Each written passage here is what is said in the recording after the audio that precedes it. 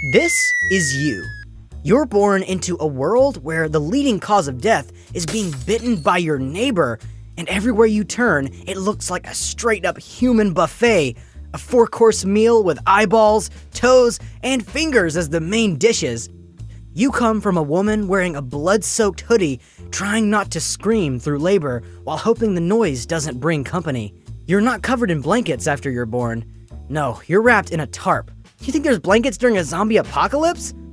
You literally have nothing. Your first toy is an empty bullet casing, and the first word you learn is probably shh.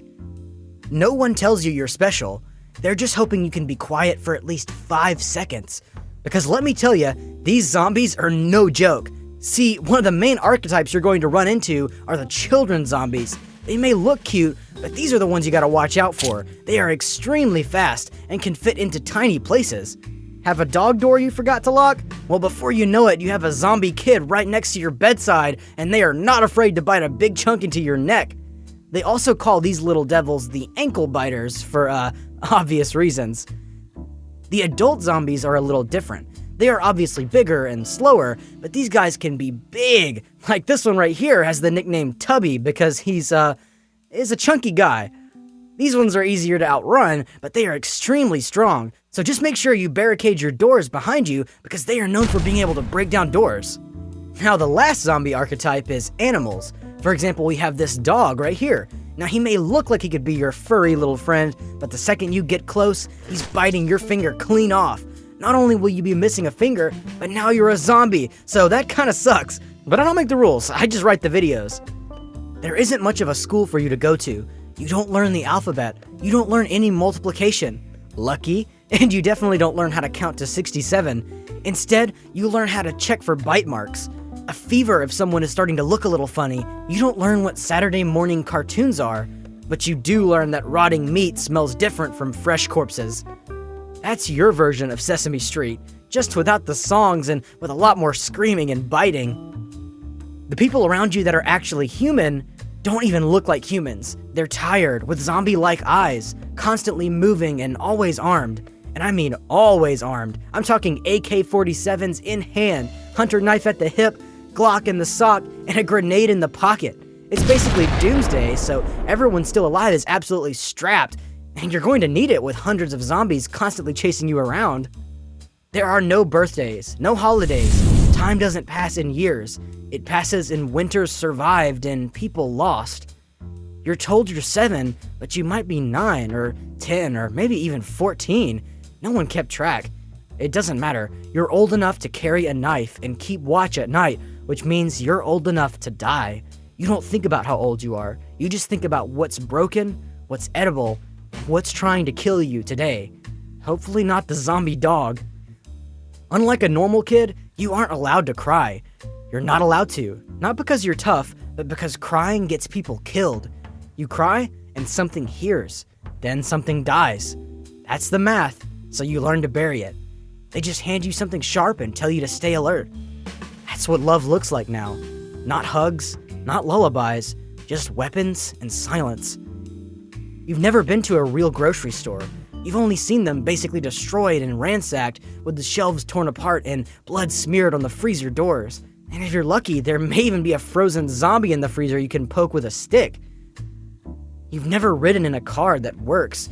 You've sat in one to sleep or hide or bleed, but not to go anywhere. This might surprise you, but during a zombie apocalypse, there are no mechanics still in business. So yeah, none of the cars are going to be running anytime soon.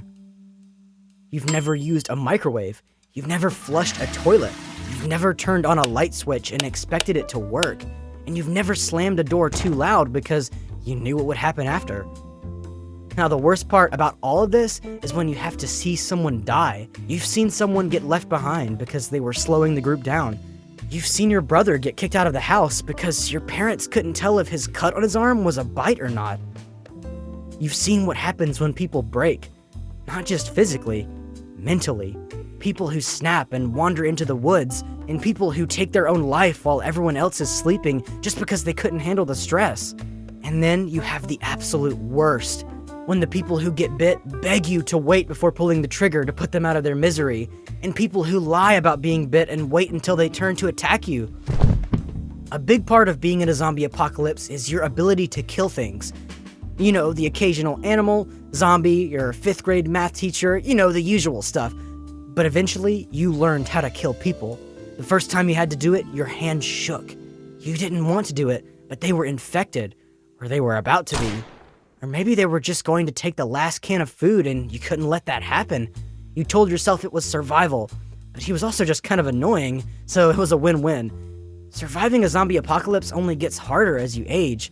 By the time you're almost an adult, you've been through it all. You've gone days without eating, chewed on cloth just to trick your body into thinking it's food, stolen from people who were weaker than you, and watched someone die from drinking the wrong water. Having kids and a family isn't something you're really thinking about. I mean, your daily life is just you trying your best to survive. And even if you wanted to, it's not like you had a ton of options. I mean, most people are zombies. And if you do manage to find someone who's A, not a zombie, B, actually interested in you, and C, not hideous looking, then all you have to worry about is that insanely bad smell. Showers were not a common thing. Any noise could attract zombies at any time, and why would you ever want to risk that? Not to mention doing the task that makes said babies can be a little loud, so I guess you also have to worry about a baby zombie sneaking through the doggy door while you're a little busy. You end up popping out a few kids because, I mean, that's what you have to do if you want to keep the human race alive. But I gotta tell you, this might be the worst time in human history to have children, as if it's not enough stress to try and save your own life, but you also gotta deal with trying to keep your babies from becoming a zombie appetizer. If you've ever been in a zombie apocalypse, you know that there weren't a ton of doctors. It's not like you could really go to a hospital. If you get sick, tough luck. You've had fevers where you were sure you'd die, sweating and shaking on a cement floor with no one around to help.